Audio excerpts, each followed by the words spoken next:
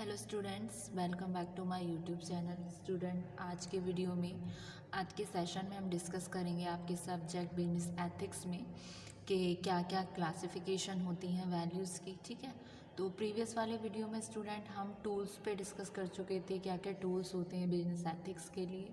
तो और उससे पहले हम डिस्कस कर चुके थे कि वैल्यूज़ क्या होता है, इसका कंसेप्ट, उसके फीचर्स के बारे में हम पढ़ चुके थे, मतलब एंटायर कंसेप्ट के बारे में हम डिस्कस कर चुके थे वैल्यूज़ का, कि कैसे वैल्यूज़ शेप होती हैं, कैसे फॉर्म होती हैं, उनको हम डिस्कस कर चुके थे। तो आज के वीडियो में हम डिस्कस करेंगे कि वर्गीकरण कैसे किया गया वैल्यूज़ का, कैसे मतलब उनको क्लासीफाई किया गया। ठीक है, तो सबसे पहला आपका आता है स्टूडेंट इसमें ह्यूमन वैल्यूज़। ह्यूमन वैल्यूज़ क्या होती हैं? ह्यूमन क्या है? बेसिकली ह्यूमन इंडिविजुअल है, यानी कि मनुष्य, वो होता है आपका ह्यूमन। तो उससे रिगार्डिंग क्या है आपके क्लासिफिकेशन में कि ह्यूमन वैल्यूज़ क्या क्या होती हैं, उनको हम डिस्कस करते हैं स्टूडेंट इस वीडियो में। ह्यूमन वैल्यूज़ कंसिस्ट होती है उन सभी वैल्यूज़ से जो यूनिवर्सली एप्लीकेबल हैं। ठीक है, जो यूनिवर्सली यानी कि सार्वभौमिक है, सभी लोग उसको अप्लाई कर रहे हैं, एक्सेप्टेड इन नेचर है। ठीक है, universally applicable to all people, मतलब जितने भी लोग हैं उन सबको ले रहे हैं। ठीक है, तो ये वैल्यूज़ रिलेट करती हैं ट्रुथ से, यानी कि सत्य, पीस, शांति, लव, प्रेम, हारमनी, मेल, सहमति, जिसको बोलते हैं unity, non violence and appropriate ethical human behaviour. तो ह्यूमन वैल्यूज़ किससे कंसर्न करती है? ये कंसिस्ट करती है उन वैल्यूज़ को जो यूनिवर्सली एप्लीकेबल होते हैं सभी लोगों के द्वारा। तो ये जो हम क्लासिफिकेशन ऑफ वैल्यूज़ पढ़ रहे हैं, ये कुछ वैल्यूज़ हैं, बिहेवियरल कोड्स ऑफ कंडक्ट हैं ह्यूमन बेटरमेंट की तरफ, उनके हैप्पीनेस की तरफ, जिसको इस बेसिस पर हमने क्लासिफाई किया। ठीक है, ये है आपका क्लासिफिकेशन ऑफ वैल्यूज़। ठीक, फिर नेक्स्ट पॉइंट आता है आपका इसमें टाइप क्लासिफिकेशन में सोशल वैल्यूज़, यानी कि जो आपकी सामाजिक वैल्यूज़ होती हैं। सोशल वैल्यू क्या होती हैं? वो सर्टेन क्वालिटीज़ होती हैं, कुछ निश्चित क्वालिटीज़ होती हैं, निश्चित बिलीव्स होते हैं जो शेयर्ड होते हैं एक स्पेसिफिक कल्चर से या फिर ग्रुप ऑफ पीपल से। इन वैल्यूज़ में इंक्लूड होता है आपका टॉलरेंस, यानी कि किस तरीके से आप चीज़ों को टॉलरेट कर पाते हो, सहनशीलता जिसको बोलते हैं। फिर आपका म्यूचुअल रिस्पेक्ट, कितना आप म्यूचुअली उस चीज़ को सम्मान करते हो। अंडरस्टैंडिंग, ठीक है, कितना समझते हो। को एग्जिस्टेंस, कितना को एग्जिस्टेंस है। कोऑपरेशन, कितना आप दूसरे को कोऑपरेट कर पाते हो। कोऑर्डिनेशन, जिसको हम हिंदी में बोलते हैं समन्वय, कैसे आपस में कोऑर्डिनेट कर पा रहे हो for good of one and all, ये सिर्फ एक के लिए नहीं सभी के लिए होता है। तो सोशल वैल्यूज़ क्या होती हैं? ये कुछ निश्चित क्वालिटीज़ हैं, सर्टेन जो निश्चित क्वालिटीज़ और बिलीव्स हैं जो शेयर्ड किए जा रहे हैं with in a specific culture और ग्रुप ऑफ पीपल। अदर, दूसरे शब्दों में सोशल वैल्यूज़ कंप्राइज करती है उन सभी वैल्यूज़ के साथ जिसमें पीपल रह रहा है, जिस इन्वायरमेंट में पीपल रह रहा है, यानी कि जिस सोसाइटी में रह रहा है उसमें कुछ कॉमन नीड्स होती हैं, सभी की कुछ कॉमन नीड्स होंगी, सबकी रिक्वायरमेंट्स होती हैं। ठीक है, जो उनको प्रैक्टिस करनी होती है, स्ट्रिक्टली उसको अडेयर करना होता है in the interest of making the leaves of all members of society, जिससे कि सभी लोग जो हैं सोसाइटी के वो हंसी खुशी रहें, खुश रहें। तो ये प्रमोट करते हैं वेलफेयर को सभी पीपल्स के। ठीक है, तो ये होती हैं आपकी सोशल वैल्यूज़। ठीक, नेक्स्ट आती हैं स्टूडेंट आपकी जो होती हैं बिजनेस वैल्यूज़। बिजनेस वैल्यूज़ क्या है? बिजनेस वैल्यू कंप्राइज करती हैं उन सभी एथिकल बिहेवियर के एस्पेक्ट से, सभी बिजनेस के जो डील करते हैं ट्रांजैक्शंस में। ठीक है, जैसे कि आपको पैसे के फॉर्म में ट्रांजैक्शन करनी है या किसी भी तरीके की माल की ट्रांजैक्शन हो गई, उस तरीके से इसमें एक हारमोनियस और होलिस्टिक बिजनेस प्रैक्टिसेस जो होती हैं वो इंश्योर करेंगी ग्रेटर कस्टमर सेटिस्फैक्शन को, जहाँ पर business value can not bypass profit earn reasonably and ethically respecting the laws of the land. मतलब ऐसा नहीं है कि हम अपने फ़ायदे के लिए दूसरों का नुकसान पहुंचाते रहें, ऐसा नहीं होता। बिजनेस वैल्यूज़ में क्या है, एक हारमोनी बनी रहनी चाहिए, एक ऐसी प्रैक्टिसेस रहें जिससे कि एक ग्रेटर कस्टमर सेटिस्फैक्शन निकले।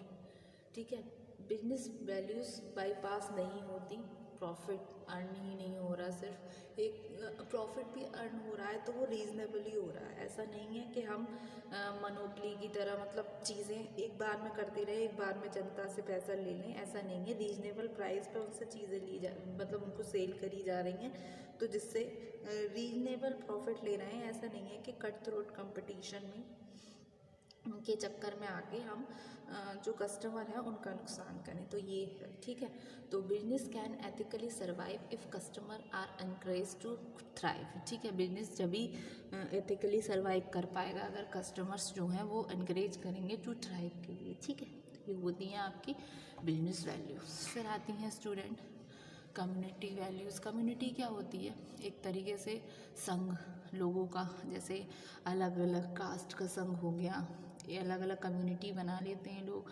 कम्युनिटी वैल्यू में कंसिस्ट होते हैं वो रूल्स जो फ्रेम हो रहे हैं वेलफेयर और डेवलपमेंट के लिए कंसर्न कम्युनिटीज़ की।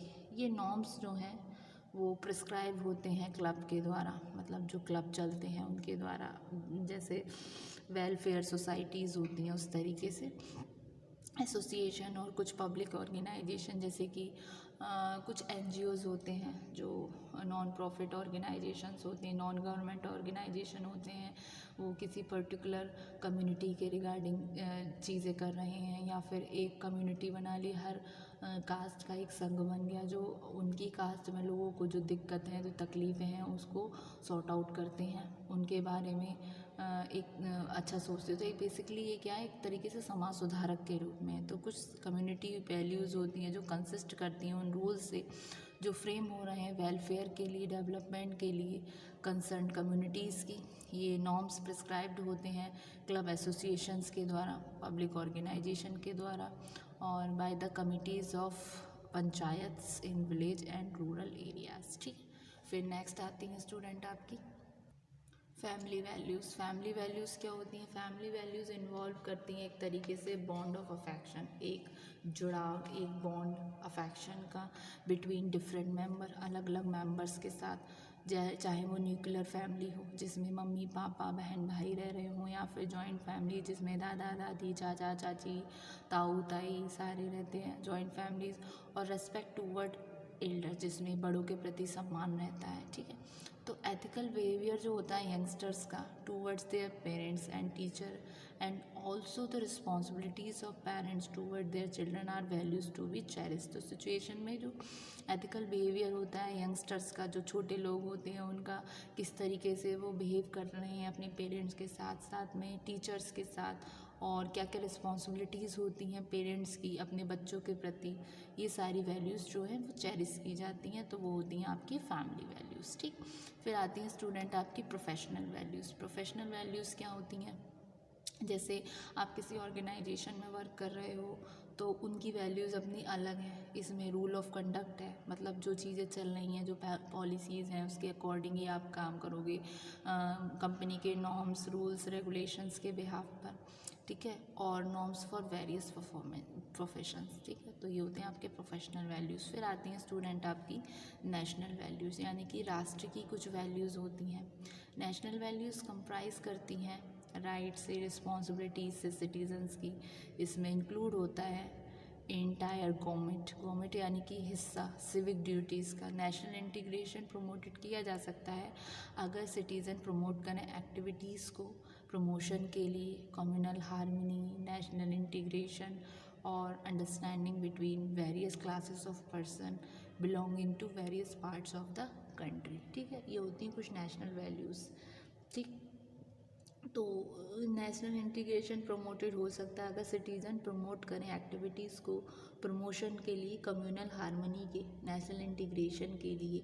नेशनल प्रेस्टीज जो है वो इन्हेंस की जाती है स्ट्रेंथनिंग करके बॉन्ड ऑफ यूनिटी को। ठीक है, और अफिनिटी को बिटवीन डिफरेंट रिलीजियस ग्रुप्स, और प्रिंसिपल्स ऑफ नॉन वायलेंस यानी कि अहिंसा का सिद्धांत, एक एमिकेबल सेटलमेंट यानी कि जो फ्रेंडली सेटलमेंट हो गया, अगर कोई डिस्प्यूट हो रहा है वेरियस सेक्शन के रिगार्डिंग तो इस सिचुएशन में पीपल को इनकरेज करना चाहिए। तो ये कुछ नेशनल वैल्यूज़ होती हैं। ठीक है, फिर आती हैं स्टूडेंट आपकी सेकुलर वैल्यूज। सेकुलर वैल्यूज़ क्या होगी? सेकुलर वैल्यू सिस्टम अप्रोच जो है ये फैक्ट है ऑफ लाइफ, मतलब जीवन का तथ्य है जो कि मेजर सोर्स है इंस्पिरेशन का, ना सिर्फ रिलीजियस वे का। ये ट्रीट करता है पर्सन को on the basis of actuality, ठीक है, एक्चुअलिटी के आधार पर। सेक्युलर वैल्यूज़ फोकस करती हैं प्रैक्टिकल ओरिएंटेशन पर और इंडिपेंडेंट एफर्ट्स पर।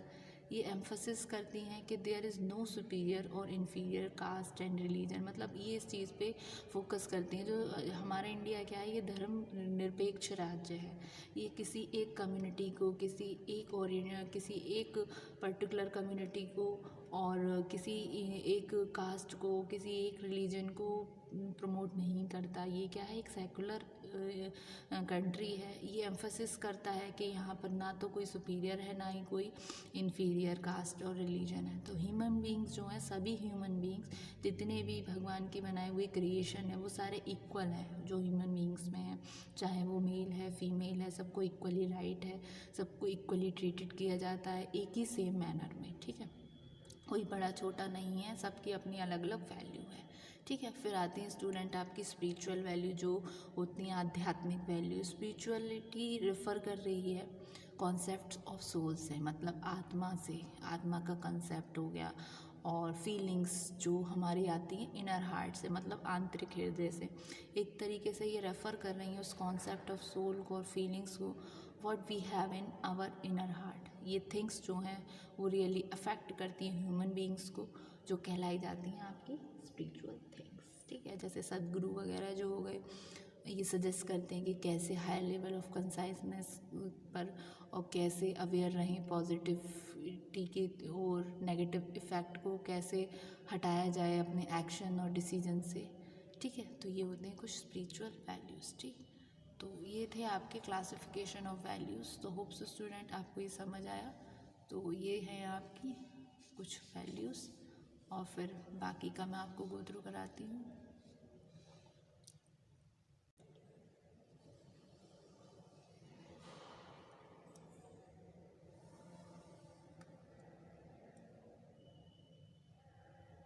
Thank you so much student.